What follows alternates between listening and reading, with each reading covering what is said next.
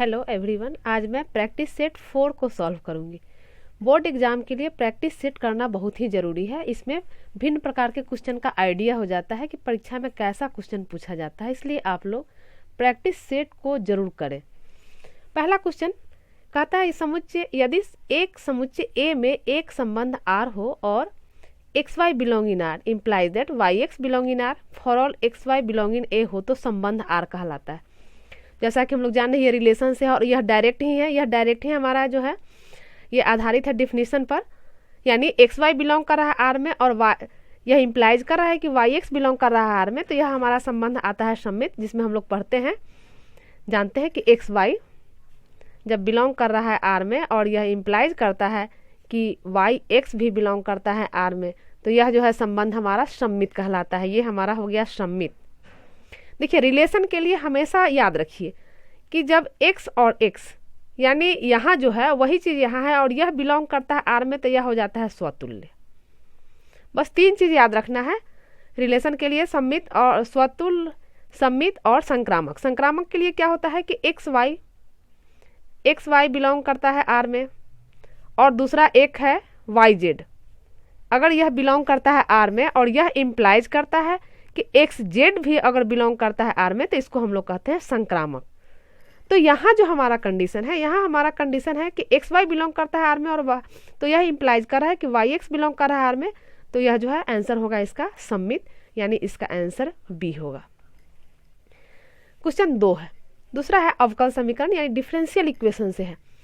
कहता है अवकल समीकरण dy by d x minus y cos x is equal to sine x into cos x का समाकलन गुणांक है। देखिए बहुत इजी क्वेश्चन है, समाकलन गुणांक, इससे हमेशा क्वेश्चन पूछता है। कैसे निकालेंगे? तो हम लोग जानते हैं कि हमारा जो है उसका समाकलन के लिए ये डिफरेंशियल इक्वेशन यानी dy by d x plus p y is equal to q होता है। तो समाकलन गुणांक यानी इंटीग्रेटिंग फैक्टर IF, जिसको हम लोग कहते हैं IF, ये IF होता है e to the power integration of p d x. बस इतना, यही स्टैंडर्ड फॉर्म हम लोग याद रखेंगे। तो किसी तरह का डिफरेंशियल इक्वेशन हो और उसका अगर समाकलन गुणांक कहें निकालने के लिए, तो हम लोग आसानी से निकाल सकते हैं। अब यहाँ पर देखिए dy by d x plus p y, y की जगह पर तो y है लेकिन p की जगह पर क्या है, तो p की जगह पर देखिए यहाँ माइनस कॉस एक्स है। समझने के लिए यहाँ पर लिखते हैं p की जगह पर हमारा माइनस कॉस एक्स है। p मालूम हो गया तो इंटीग्रेटिंग फैक्टर यानी समाकलन गुणांक, तो ये हो जाता है, ये हमारा ये फार्मूला है integration of e to the power integration of p d x e to the power integration of p क्या है माइनस कॉस एक्स, तो minus cos x d x. अब इसको इंटीग्रेट कर देते हैं तो ये हो जाएगा e to the power minus, और cos x का इंटीग्रेशन हम लोग जानते हैं, cos x का इंटीग्रेशन होता है sin x। अब देखिए ऑप्शन में, ये ऑप्शन हमारा ए है, यहाँ पर e to the power minus sine x. कितना इजी है, सिर्फ ये चीज़ याद रखेंगे, ये याद रखेंगे तो किसी तरह का डिफरेंशियल इक्वेशन पूछे, जिस फॉर्म में पूछे, हम लोग सेट करके निकाल करके जवाब दे देंगे। बहुत ईजी ये क्वेश्चन होता है। ये क्वेश्चन जो है शॉर्ट टाइप में भी पूछा जा सकता है, लेकिन इसमें ऑब्जेक्टिव में तो श्योर रहता है इस टाइप का क्वेश्चन, इसलिए इसको एकदम ढंग से बस यही याद रखेंगे और इसी पर सेट करके हम लोग हमेशा बनाएंगे। तो ये क्वेश्चन 2 का हो गया ए। क्वेश्चन 3, ये 3 कहता है कि d of sine square x by d x is equal to what. देखिए एकदम ये क्वेश्चन है, बहुत इजी है, लेकिन बच्चे जल्दी में क्या करते हैं कि साइन स्क्वायर एक्स है तो साइन का डिफरेंशिएशन जानते हैं, वह जो है तुरंत कॉस स्क्वायर एक्स कर देंगे। और हम पहले भी बता चुके हैं कि अगर हम गलत सोचते हैं तो वह ऑप्शन में मौजूद रहता है, क्योंकि जो भी क्वेश्चन सेटर होता है वह जानता है कि बच्चा क्या क्या सोच सकता है और उसी के अनुसार वह ऑप्शन भी देता है। तो जल्दी में यह न मारे, इसको हम लोग करें तो पहले, चूँकि ये जो है इसको पहले हम पावर के अनुरूप हम इसको डिफ्रेंशिएट करेंगे, तो यानी d of sine square x है, d of sine square x by d x. तो ये पहले पावर के अनुसार, तो ये हो जाएगा 2 साइन एक्स और फिर 2 साइन एक्स पावर के अनुसार हो गया, और फिर साइन एक्स का, तो साइन एक्स का हो जाएगा कॉस एक्स। ये ऑप्शन में हमारा यहाँ 2 साइन एक्स कॉस एक्स मौजूद है, ये हमारा आंसर ए हो जाएगा। हो सके परीक्षा में ऐसा भी हो सकता है कि यह 2 साइन एक्स कॉस एक्स न होकर यहाँ पर ये रहे साइन 2x और ऑप्शन में ये रहे, तो इसको ध्यान देंगे, फार्मूला से इसको हम इसको तोड़कर फार्मूला में इसको सेट कर देंगे, यानी sin 2x बराबर होता है 2 sin x cos x। तो इस चीज़ को देखते हुए हम लोग करेंगे कि ऑप्शन क्या है। यहाँ पर ऑप्शन में सिर्फ ये था तो हमने ये किया, अगर इसको आगे बढ़ाया होता तो ये होता, इसलिए इस चीज़ को हमेशा ध्यान देंगे। तो ये क्वेश्चन 3 था। क्वेश्चन 4 है वेक्टर से। ये वेक्टर से है, कह रहा है कि यदि a बराबर है vector i plus vector j plus 2 vector के और b बराबर है 3 into vector i plus 2 vector j plus minus vector के, तो a प्लस 3b इसका डॉट यहाँ पर है डॉट 2a माइनस b का मान निकालें। इसको हम दो रूप से बना सकते हैं, या तो हम इसको लेकर चलें और सॉल्व करें, तो उसके बाद a और b का जो है हम मान रख सकते हैं, मेजरमेंट a और b का मेजरमेंट जो होता है वो। और ये अगर नहीं तो जो सिंपल तरीका आप लोग जानते हैं उससे चलिए, जैसे इसको और इसको लेकर चलें, तो इसको लेकर चलते हैं, तो a यहाँ पर a प्लस 3b है तो इसको निकाल लेते हैं। ये vector a plus 3 vector b, a का जो वैल्यू है एक जगह पर यहाँ से वैल्यू डाल देंगे। ये चूंकि आप लोग जानते हैं इसीलिए इस मेथड को, चूंकि आसान मेथड ही चलना चाहिए, जो जानकारी हो उसी को। b तो यहाँ पर 3 है, b का वैल्यू डाल देंगे, क्योंकि यहाँ 3 है तो पहले 3 लेकर ब्रैकेट दे दिए, यहाँ पर गलती नहीं हो, ये चीज़ ध्यान दीजिएगा। b के जगह पर ये वैल्यू डाल देंगे 3i प्लस 2j माइनस के, सॉल्व कर लेते हैं। तो देखिए डायरेक्ट हम कर रहे हैं, ये 3 3 9i होगा और यहाँ पर i है तो यानी 10i डायरेक्ट लिख रहे हैं। यहाँ पर 3 दूनी 6j और यहाँ पर 1 यानी 7j हो जाएगा, और यहाँ पर 3 माइनस 3 के हो जाएगा और यहाँ पर प्लस 2 के यानी माइनस के। सॉल्व करते हुए लिखे, इसको हमने सॉल्व करते हुए एक ही लाइन में लिख लिया। अब जो है यहाँ पर है 2 वेक्टर a माइनस बी को निकाल लेते हैं। 2 vector a minus b, 2 a की जगह पर फिर रख देंगे i प्लस j प्लस 2 के, और माइनस b की जगह पर, चूंकि माइनस है माइनस का प्रभाव इस पर पड़ेगा इसलिए माइनस का प्रभाव डालते हुए लिख रहे हैं। माइनस 3i हो जाएगा और माइनस 2j हो जाएगा, और यहाँ माइनस है और यहाँ माइनस है यानी प्लस के हो जाएगा। सॉल्व करते हैं इसको सॉल्व करते हैं तो क्या हो जाएगा 2i है और यहाँ माइनस 3i है यानी माइनस i हो जाएगा। यहाँ प्लस 2j और माइनस 2j कैंसिल हो जाएगा यानी 0 हो जाएगा, उसको नहीं लिख रहे हैं। और फिर यहाँ इसको k को करेंगे तो 2 दूनी 4 के और यहाँ पर 1 यानी प्लस 5 के, ये हो गया प्लस 5 वेक्टर के हो गया। अब हम इसको निकालते हैं। अब जो हमारे पास है उसको लेकर चलते हैं, यानी ये vector a plus 3 vector b into 2 vector a into नहीं यहाँ पर डॉट है minus b is equal to, अब यहाँ पर इसका वैल्यू हम निकाल चुके हैं, ये है 10 vector i plus 7 vector j, इसको हम ऐसे करते हैं 7 वेक्टर j माइनस के और डॉट, ये डॉट में है, ये हो जाएगा माइनस i प्लस 5 वेक्टर के। अब चूंकि डॉट प्रोडक्ट में हम लोग जानते हैं, डॉट प्रोडक्ट में क्या जानते हैं कि i डॉट i1 हो जाता है और बाकी 0, j डॉट j1 बाकी 0, k डॉट k1 बाकी 0। तो देखिए i हम यहाँ से लिखते हैं i डॉट i को लिखते हैं, बाकी लिखने की कोई ज़रूरत नहीं, हम जान रहे हैं 0 होगा इसलिए उसको नहीं लिखेंगे। यहाँ पर इसको i डॉट i1 हो जाएगा, यहाँ माइनस है तो माइनस 1 हो जाएगा, और 10 से गुना होगा तो ये हो जाएगा माइनस 10, और यहाँ j का टर्म इसमें है नहीं इसलिए j होगा नहीं, k का चलते हैं तो k डॉट k1 हो जाएगा, और यहाँ 5 है और यहाँ माइनस 1 है यानी माइनस 5 हो जाएगा। तो ये माइनस 5 हो गया। सॉल्व करते हैं, माइनस 10 और माइनस 5 माइनस 15 हमारा ऑप्शन में डी है, तो ये आंसर डी हो गया। इस तरह का क्वेश्चन निकालना बहुत ही आसान होता है, इसलिए इस तरह का जब भी क्वेश्चन हो तो एकदम धैर्यपूर्वक सॉल्व करें। और इसमें कुछ नहीं, सिर्फ इसमें जोड़ घटाव गुना भाग, गुना तो होता ही नहीं, या तो क्रॉस में रहेगा या डॉट में रहेगा, तो सिर्फ जोड़ घटाव पर ध्यान देना है। और डॉट निकालना क्रॉस निकालना हम लोग जानते हैं, उसी प्रोसेस से हम लोग इसको निकाल लेंगे। क्वेश्चन 5 है, डिटर्मिनेंट से मान निकालना है। अब देखिए मान निकालना है तो देखकर ऑप्शन देखेंगे किस टाइप से। ऑप्शन है एकदम सिंपल, यानी इसको सॉल्व करते हैं। अगर हम इसको सॉल्व करते हैं तो 1 को x से करेंगे तो x, और यहाँ पर y को -1 से करते हैं तो -y, और यहाँ पर नियम से होता है पहले माइनस होता है और यहाँ -y यानी +y हो गया। यहाँ ऑप्शन ए मौजूद है यानी ये हमारा ए हो गया, एकदम इजी। क्वेश्चन 6 देखिए, integration of sec x dx, ये फार्मूला है sec x का इंटीग्रेशन हम लोग जानते हैं। Integration of sec x dx ये होता है log sec x plus tan x plus C. ये ऑप्शन देखिए, ऑप्शन में हमारा बी है, इसलिए इसका आंसर होगा बी। नेक्स्ट क्वेश्चन, क्वेश्चन 7 है, ये भी वेक्टर से कहता है कि सदिश 19i प्लस 5j ये वेक्टर के साथ है माइनस 6 वेक्टर के का मापांक निकालना है, मैग्नीट्यूड। तो मैग्नीट्यूड हम लोग जब भी जानते हैं कि मैग्नीट्यूड जो निकाला जाता है वह i, j और k के कोफिशिएंट को हम लोग गुना कर स्क्वायर करके जोड़ते हैं और रूट चढ़ाते हैं, यानी इसका मापांक हो जाएगा। इसके मापांक को हम लोग लिखेंगे ऐसे, मापांक, चूंकि मापांक कह रहा है तो मापांक ही लिखे। तो इसका स्क्वायर यानी 19 का स्क्वायर प्लस 5 का स्क्वायर प्लस यहाँ पर माइनस 6 का स्क्वायर, ऐसे यहाँ माइनस जब भी रहे तो यहाँ बाहर माइनस नहीं देंगे, नहीं तो फिर गलत हो जाएगा। माइनस कभी भी बाहर नहीं डालेंगे, चूंकि माइनस यहाँ स्क्वायर के साथ प्लस हो जाता है, इसलिए ऐसे इसको समझे। अब 19 का स्क्वायर हम लोग जानते हैं ये होता है 361 और ये होता है 25 और ये होगा 36, जोड़ देंगे। ये जोड़ते हैं तो ये हो जाएगा 6 5 11 1 12 2 हासिल 1 3 1 4 2 6 6 12 के 2 हासिल 1 और 3 1 4 root under 422, root under 422 D option में है, इसलिए आंसर हो गया डी। ये क्वेश्चन 7 हो गया। क्वेश्चन 8 है, d of sine inverse x plus cos inverse x by d x is equal to what. देखिए ये क्वेश्चन देखने में बहुत बड़ा है, भारी है, लेकिन नहीं, बहुत ही आसान है।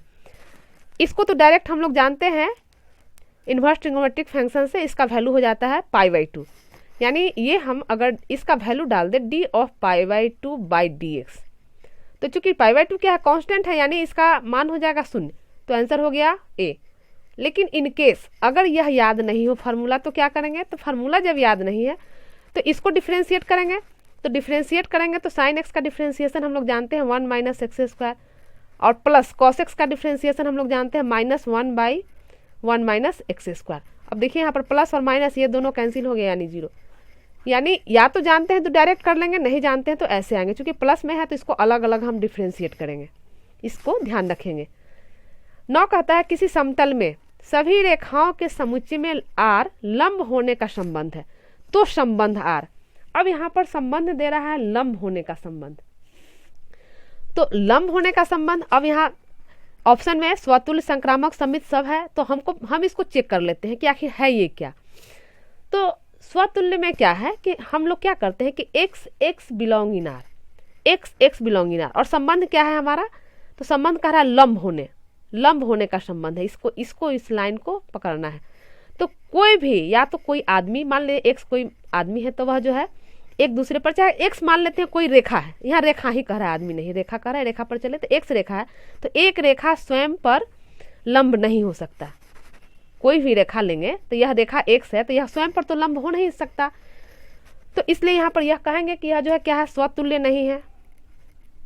ये आ गया स्वतुल्य नहीं है। दूसरा चलते हैं कि अगर x रेखा है और y रेखा है जो कि बिलोंग करता है आर में, तो यह इंप्लाइज करेगा कि वाई एक्स बिलोंग करेगा आर में। जैसे देखिए अगर एक रेखा एक्स है तो एक्स वाई पर लंब है, यहाँ पर कह रहा है लंब होने का संबंध, यानी एक्स पर लंब अगर वाई ले लेते हैं, वाई लंब लेते हैं तो वाई पर ये एक्स, यानी यहाँ से यहाँ 90 का कोण बना रहा है, तो इसको ऐसे घुमा देंगे तो यह भी इस पर लंब है, यानी एक्स वाई पर लंब है तो वाई भी एक्स पर लंब है, यानी यह क्या है, यह सममित है।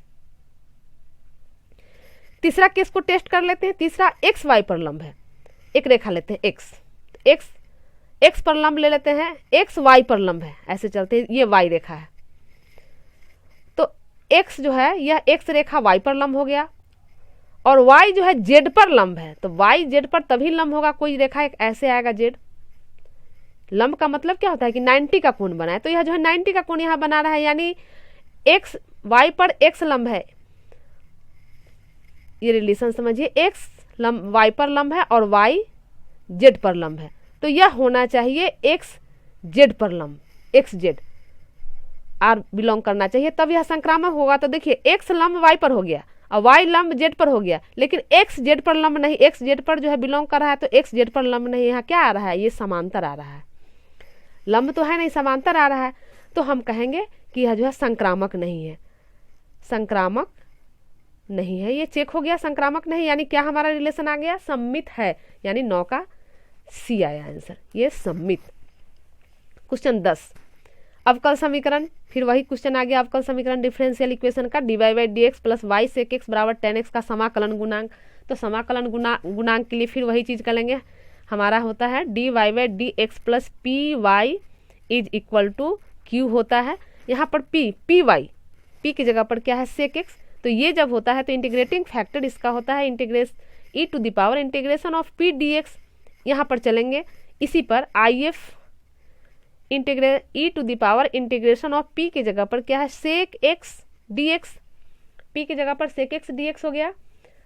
अब sec x का हम लोग डिफ्रेंसिएशन जानते हैं, तो इसका डिफ्रेंसिएशन होता है log sec x plus tan x, log sec x plus tan x। एक फार्मूला पीछे से हम लोग देख लीजिए, एक फार्मूला होता है, याद कीजिए कि e to the power log x अगर है, e to the power log x है तो इसका वैल्यू हो जाता है सिर्फ x के बराबर, ये x के बराबर हो जाता है। इसी फार्मूला से हम इसको लिख सकते हैं e to the power log sec x plus tan x, x है तो x आ गया, तो यहाँ log sec x plus tan x है तो ये आ गया sec x plus tan x, यानी ऑप्शन हमारा ए। ये 10 का आंसर हो गया ए, ये ए ऑप्शन है। क्वेश्चन 11 है, ये प्रोबेबिलिटी से क्वेश्चन है, बहुत ही इजी क्वेश्चन है। अब चूंकि यह हम लोग सेट थ्योरी में पीछे कर चुके हैं, उसी पर आधारित, जैसे 11वां क्वेश्चन कह रहा है P यानी probability of A intersection B बराबर व्हाट। तो हम लोग जो फार्मूला जानते हैं उसी पर चले। हम लोग जो जानते हैं कि probability of A union B is equal to probability of A plus probability of B minus probability of A intersection B। अब चूंकि ये निकालना होता तो ये होता है आंसर, लेकिन यहाँ पर इंटरसेक्शन निकालना है, यहाँ गलती नहीं हो, इस चीज़ को ध्यान दीजिए आप लोग। तो हमको ये निकालना है, यानी इसको इधर ले आते हैं, यहाँ माइनस में है, इधर आ जाएगा प्लस हो जाएगा, यानी probability of A intersection B बराबर probability of A plus probability of B, और ये इधर आ जाएगा minus probability of A union B। अब ये ऑप्शन हमारा कौन सा है, तो ये ऑप्शन हमारा है C यहाँ पर, तो ये आंसर हो गया C। बहुत ही इजी क्वेश्चन है। क्वेश्चन 12, निम्नलिखित में से कौन सा समघातीय अवकल समीकरण है। एकदम आसान क्वेश्चन, समघातीय यानी घात देखेंगे कि बराबर किस में आ रहा है, किस समीकरण में बराबर घात आ रहा है। तो देखिए घात जब भी जोड़ा जाता है, जैसे एक्स वाई है तो इसका घात भी और इसका घात दोनों जोड़ेंगे, यानी 2 है यहाँ 1 है तो 3 हो गया, यहाँ भी 3 है यहाँ भी 3 है। इसमें देखिए यहाँ पर ये 2 है लेकिन यहाँ 4 है 4 है, समघात मतलब बराबर घात नहीं है, सबका सभी टर्म का बराबर घात नहीं है। इसमें भी देखें ये 1 है लेकिन यहाँ नहीं है, यहाँ यानी यहाँ शून्य घात माना जाएगा, यहाँ 1 तो यहाँ शून्य, यहाँ x² है, यहाँ 1 है यानी यहाँ 2 है। तो सारे टर्म में हम लोग देखेंगे यहाँ 2 1 3 3 3, यानी पहला ए में हमारा सारा घात बराबर है, इसलिए इसका आंसर हो गया ए। इस तरह का क्वेश्चन करना बहुत ही आसान होता है, इसलिए इस क्वेश्चन को एकदम आसानी से अच्छे से देख कर करें। घात को जोड़ना है, दो चर में होगा तो दोनों चर के घात को जोड़ेंगे, अकेला होगा तो अकेला देखेंगे कितना घात है, तो सब सारे टर्म में बराबर होना चाहिए, ये देखेंगे। क्वेश्चन 13, अब देखिए integration of dx by 1 plus x², ये तो हम लोग जानते हैं, ये होता है tan इनवर्स x का, इसका इंटीग्रेशन हो जाएगा tan inverse x plus c। लेकिन क्या देख रहे हैं कि यहाँ ऑप्शन में tan इनवर्स x नहीं है। तब जब tan इनवर्स x नहीं है तो इसमें क्या होता है कि बच्चे सोचते हैं कि जब tan इनवर्स x नहीं है तो वह क्या करते हैं कि ये tan x प्लस c में आंसर अपना कर लेते हैं, जो कि गलत है। जब इस तरह का ऑप्शन नहीं है तब हम इसको चेंज करते हैं, देखते हैं, इसको आगे बढ़ाते हैं। तो integration of dx 1 plus x², इसमें क्या करते हैं कि अगर माइनस एक बाहर लगा दे भीतर लगा दे, मान में कोई फर्क नहीं, माइनस माइनस प्लस ही हो जाएगा। और अब इसका इंटीग्रेशन हम लोग जानते हैं, इसका इंटीग्रेशन होता है cot इनवर्स x, और यहाँ माइनस है तो यहाँ माइनस हो जाएगा, और ये cot इनवर्स x और इंटीग्रेशन में कांस्टेंट जोड़ते हैं c, यानी इसका ऑप्शन हो जाएगा डी। देखिए cot inverse x minus cot inverse x मौजूद है ऑप्शन में, तो इसको कर लेंगे। इसको हमेशा ये गलती नहीं हो, ए क्वेश्चन आंसर नहीं होगा, और ए को जल्दी में ना करें। क्वेश्चन 14 कहता है वेक्टर से a cross a dot b, पहले ब्रैकेट के अंदर का काम तो हम लोग जानते हैं a क्रॉस a शून्य होता है, a क्रॉस वेक्टर a ये हो जाता है 0। तो अब यहाँ पर देखिए इसकी जगह पर अगर 0 रख देते 0 डॉट b, यानी ये हो जाएगा 0, यानी ऑप्शन इसका डी होगा, 14 का आंसर डी। 15 निम्नलिखित आव्यूहों में कौन 3x3 क्रम के एकांक आव्यूह, एकांक आव्यूह का मतलब हुआ यूनिट मैट्रिक्स, और यूनिट मैट्रिक्स में हम लोग जानते हैं कि उसका डायगोनल हमेशा 1 होता है। तो देखिए इसमें क्या है, कॉलम 1 दिया है और इसमें डायगोनल 1 दिया, बाकी शेष सदस्य यानी सभी अवयव जो है शून्य होगा, लेकिन डायगोनल 1 होना चाहिए। इसमें कॉलम दिया है और इसमें भी कॉलम दिया है, तो ये नहीं होगा। इसको हमेशा ध्यान रखिएगा कि यूनिट मैट्रिक्स में डायगोनल 1 1 होना चाहिए और बाकी सभी अवयव शून्य होना चाहिए। तो इसका आंसर 15 का बी होगा। क्वेश्चन 16 है, ये बाइनरी ऑपरेशन से दिया है। कहता है कि यदि संक्रिया, ये संक्रिया स्टार का चिन्ह ए स्टार बी, इसको संक्रिया कहा जाता है, तो ये बराबर 2a प्लस बी से परिभाषित है। देखिए मेन इसमें यही होता है, इस किससे परिभाषित हो रहा है और इसी से हम निकालेंगे। ये कह रहा है 2a स्टार 3 स्टार 4 है, क्या है। देखिए अब ये क्वेश्चन बहुत इजी है, अगर इस हम थोड़ा सा समझते हैं और थोड़ा सा ध्यान देकर बनाए तो यह करना बहुत ही आसान है। जब a स्टार बी बराबर 2a प्लस बी है तो हम यहाँ से निकाल लेते हैं 2a स्टार 3, तो 2a स्टार 3 क्या हो जाएगा 2a प्लस बी, यानी एक इसके साथ 2 लग गया, यानी यहाँ इसके साथ 2 लगेगा, तो 2 × 2 प्लस बी, यानी प्लस के साथ ये आएगा, तो प्लस बी की जगह पर 3 है, 3 डालेंगे। सॉल्व करते हैं, 2 दूनी 4 और 3 7 हो जाएगा।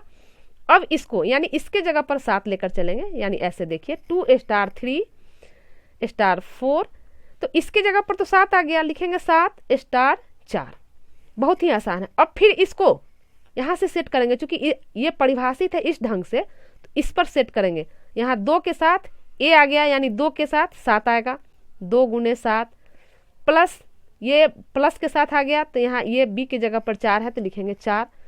सॉल्व करेंगे, 7 दूनी 14 और प्लस 4, 14 4 18। देखिए कितना इजी क्वेश्चन, ये 18 हो गया, यानी इसका आंसर है ए में है 18, तो ये आंसर हो गया ए। क्वेश्चन 17 है, वक्र x बराबर t² प्लस 3t माइनस 8 और y बराबर 2t² माइनस 2t माइनस 5 के बिंदु 2-1 पर स्पर्श रेखा की प्रवणता। पहले तो जानिए कि प्रवणता का मतलब क्या है, स्लोप निकालना है। स्लोप यानी हमें dy/dx निकालना है। तो देखिए dy/dx हमें निकालना है, तो dy/dx हम लोग जान रहे हैं, यहाँ से dx मिलेगा और यहाँ से dy, और ये दोनों विथ रिस्पेक्ट टू t में टूटेगा, इसको कर देते हैं, यानी ये dx/dt हो जाएगा 2t प्लस 3 ये हो जाएगा, और dy/dt तो ये हो जाएगा 2 दूनी 4t और -2, ये दोनों को कर दिया और दोनों dy/dx निकालेंगे, तो ये 4t यहाँ से लिख देते हैं, 4t minus 2/2t plus 3, 2t plus 3। अब देखिए t का वैल्यू यहाँ पर 2 और -1 दिया है। अब हमें t का मान निकालना है। t का मान कहाँ से निकालेंगे, तो इसके लिए अब यहाँ पर ये समीकरण में देखते हैं, यहाँ पर x का वैल्यू 2 डालेंगे, तो यहाँ से t का वैल्यू निकालेंगे और यहाँ से y का वैल्यू -1 डालेंगे, क्योंकि यहाँ x y होता है, तो रखकर और इससे t का जो कॉमन वैल्यू होगा, कॉमन मान ले लेंगे, उससे निकालेंगे। अब यहाँ पर इसको ऐसे डालकर इसको पहले सॉल्व करके दिखाते हैं। अब यहाँ पर x का वैल्यू 2 लेंगे, तो यहाँ पर हो जाएगा t² प्लस 3t माइनस 8 = 2, ये हो जाएगा t² प्लस 3t और ये -2 और यहाँ -8, यानी इधर ले आते हैं तो -10 हो गया, -10 बराबर 0। अब इसको तोड़ते हैं, ये हो जाएगा 5 दूनी 10 और 5 में से 2 जाएगा 3, यानी इसको फैक्टर तोड़ देते हैं, 2t plus 5t minus 2t plus 10 = 0, ये हो जाएगा t कॉमन निकालेंगे, तो ये हो जाएगा t प्लस 5 और यहाँ से -2 कॉमन निकलेगा, t प्लस 5 बराबर 0, यानी यहाँ पर t हो गया। अब इसको एक स्टेप और लिखते हैं, लेकिन नहीं लिख रहे हैं, डायरेक्ट निकाल दे रहे हैं चूँकि, तो यहाँ पर t हो जाएगा 2 और यहाँ पर 1 हो जाएगा 5, यहाँ पर ये आ जाएगा आपका ऐसे, ये हो जाएगा यहाँ पर t - 2 और t प्लस 5 बराबर 0, यहाँ से ये निकाल दिए, तो एक आंसर तो ये निकल गया। दूसरा लेके चलते हैं, यहाँ पर ये y का वैल्यू यहाँ पर -1 बराबर, तो चलते हैं 2t² माइनस 2t माइनस 5 बराबर, y की जगह पर इधर y को उधर ले जा रहे हैं, तो -1 यहाँ -1, इसको सॉल्व करते हैं, तो 2t² माइनस 2t और ये -1 इधर आएगा तो हो जाएगा +1, तो +1 -5 और +1 हो जाएगा -4। यहाँ से 2 कॉमन निकाल देंगे, तो 2 कॉमन निकाल देंगे तो हो जाएगा t² - t -2 बराबर 0।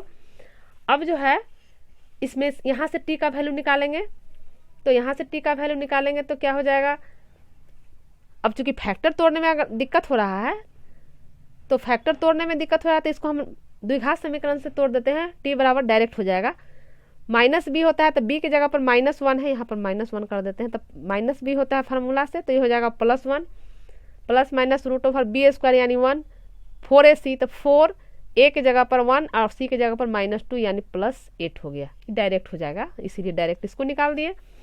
अब इसको सॉल्व कर देते हैं, तो ये t बराबर हो जाएगा 1 ± यहाँ पर 9 2, यानी ये हो गया 1 ± 3/2। सॉल्व कर देते हैं, एक बार प्लस लेकर और एक बार माइनस लेकर। तो प्लस लेकर, अगर प्लस लेकर सॉल्व करते हैं तो ये हो जाएगा 3 1 4 3 1 4 और भाग लगाएंगे तो हो जाएगा 2, तो यानी एक 2 आ गया, और एक में से 1 - 3 यानी -2, तो एक हो जाएगा -1।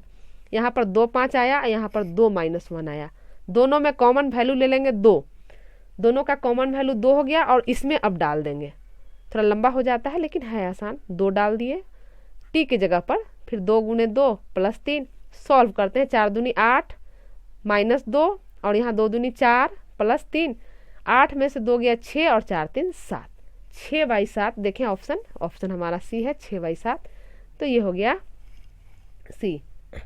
ये क्वेश्चन 18 है, ये बहुत ही आसान है, आप लोग जानते हैं इस क्वेश्चन को। जैसे इसको सॉल्व कर लेंगे, तो सॉल्व करेंगे तो क्या हो जाएगा, sin 20 + cos 70, और यहाँ माइनस, फार्मूला से माइनस, लेकिन यहाँ इन दोनों को गुना करेंगे तो माइनस आएगा, उससे हो जाएगा प्लस। sin 20 cos 70 इंटू है, ये इंटू का चिन्ह होगा, इंटू cos 20 sin 70, sin ए cos b + cos ए sin b, ये हो जाता है sin a + b, यानी 70 + 20 कीजिए चाहे 20 + 70 कीजिए, जो कीजिए, ये हो जाएगा sin 90, और sin 90 का वैल्यू 1 होता है, जो कि हम लोग जानते हैं, तो ये हो गया आंसर ए। क्वेश्चन 19, इंटीग्रेशन, ये जो है डिफिनिट इंटीग्रल का है, integration of 0 to π/2 cos x dx बराबर, तो cos x dx का हम लोग डिफ्रेंसिएशन जानते हैं, cos x का हम लोग डिफ्रेंसिएशन नहीं, इंटीग्रेशन हम लोग जानते हैं, तो इसका हो जाता है sin x, और ये लिमिट चल जाएगा 0 to π/2, लिमिट डाल देंगे, x के जगह पर π/2 और माइनस ये sin 0, sin π/2 1 होता है, ऑप्शन हमारा बी है, ये ऑप्शन हो गया बी आंसर। अब जो है क्वेश्चन 20 में ये भी डिफिनिट से है, x² dx, हमेशा ध्यान रखिए, जल्दी में ये ना मार दीजिए, पहले x² को डिफरेंस इंटीग्रेट करेंगे, integration of a to b, limit है x² dx, तो x² dx का इंटीग्रेशन हो जाएगा x³ और ये लिमिट आएगा a to b, ये बराबर हो जाएगा, पहले अपर लिमिट डालेंगे यानी b³, फिर लोअर लिमिट माइनस के साथ, तो a³ x की जगह पर डालें 3, ये ऑप्शन, तो ये ऑप्शन हमारा है डी। तो ये हमारा सेट 4 आज कंप्लीट हुआ। अगले सेट को भी आप लोग अवश्य देख लें, उसको भी हम जल्द डालेंगे। धन्यवाद।